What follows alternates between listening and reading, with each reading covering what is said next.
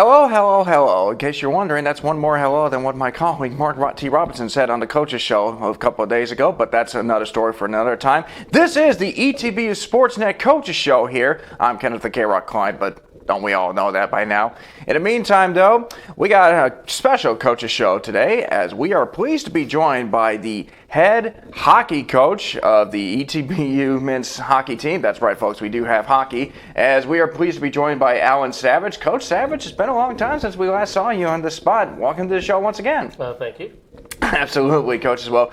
I got to say, Coach, I mean, this is the fourth year of the ETBU hockey team. And, of course, you know, the first couple of years you were trying to figure out how to gel as a team. But this has been a kind of a different year because not only are you gelling as a team, but you're just rocking and rolling as a team. 10 straight wins. I mean, off to a best start in program history. What's been going on with these guys lately? We have brought quite a few different players in to fill the holes up that we were missing. But we've been doing great. Great players. We've been practicing a lot. Compared to the past years, we were doing 2 practices a week. We started with 3 practices a week. That made a huge difference for start of the season. Guys been playing well together. They're all pulling for each other. Everybody knows their role. We're ready. We have a good season so far. We're going to California this week. That's going to be a real good test for us. They have really good teams over there. Yeah, absolutely. We'll get into that in just a moment. But, you know, I've been very impressed with, like, obviously with your returning core, of course, with those guys there, but also some of the new players as well that have really impressed me as well. Like Ryan Gruska, you know, he comes in and he's among the point leaders for your team, as well as like Matt Duncan and Tim Zittel and all those guys, just to name a few. But what is it that, you know, these like new guys bring it to the table along with the returning guys as well? Well, Ryan, I knew what he was going to bring to the table. We got him from Willingston College up in the West Division of ACHA. He already played 2 years of ACHA hockey. I've been watching a lot of videos on him. Very physical player, really good stick handling, really good all-around player. So we knew what we were getting with him. Matt Duncan, to me, is the biggest surprise that this year. Didn't know what I was going to get with him. A little more smaller of a hockey player, but man, can he score! Tim Zittel brings a big physical aspect of the game. He's been scoring as well, which is surprising to me. I know you might not like that watching this video, but it's very surprising to me. He's a big guy, but he's got good hands, good skills. The other one that really surprised me that you didn't mention is Brandon Lang on defense. That guy is amazing back on defense. We brought all these guys in to fill up some spots that we thought we were missing skills at, and it's been working out. Yeah, I was going to bring up Brandon Lang as well because he was another player that has also been very impressive to watch as well. But not only has it been from the fact that you're putting up so many goals on opposition, because there's a big gap between how many goals you scored in each period to how many goals they scored as well. And a big reason for that, of course, has been the goaltending play. Now, of course, you do have like 4 to 5 great goaltenders as well. Obviously, we've seen Tyler Fitzgerald in the net for the most part, but last week we got an opportunity to see Alex Domas take the net, and Nick Bizzuto, of course, making his first appearance of the season as well. But talk about the goaltending play that has been going well for the season. Well, we had the same group of goalies last year. We added one more in Tyler Woods. But the 3 first goalies that we have are our main core goalies. What we've been doing differently this year is whoever wins keeps the net. Well, you know, it's been working against teams that are a little bit better.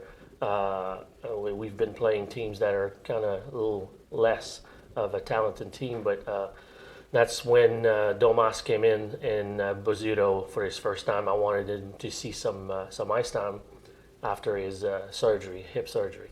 They all did well, but as far as I know right now, Tyler Fitzgerald will be our starting goaltender. and we'll see what happens. But he's got the net. As long as he wins, he keeps the net, and that's how he puts pressure on the other goalies to practice better, to be ready in case something happens to Tyler. Absolutely, Coach, as well. So, obviously, last weekend it was a home match against TCU and all that, but because of the fact that the Louisiana State Fair is getting set up, you were not allowed to play at George's Pond. You did get an opportunity to play down in Mansfield, Texas, in the Star Center as well. Obviously, when you're traveling around, you're getting an opportunity to play in these facilities, which are pretty amazing. Like, I got to travel down to Mansfield with the team, and obviously I was just amazed about the fact that we were playing in like a Dallas Stars related facility as well. Like, talk about it from the experience, like when you're taking all the teams to traveling around and playing in these different types of facilities than the one that you're accustomed to at George's Pond. Well, George's Pond is very special to us. We even have plays sometimes with different boards. The boards act differently in our rink. We have some sort of different plays at the Hirsch Coliseum, George's Pond. But when you go somewhere else, you don't know much about the rink, how the boards are going to react and all that. So it's like playing on the road. But we played the playoffs last year in Mansfield, so we knew what we were getting into. I love Mansfield rink. It's beautiful, nice, brand new. But players don't really mind because at the end of the day, we have to win on the road to win the championship. So we got to be ready to do that all the time.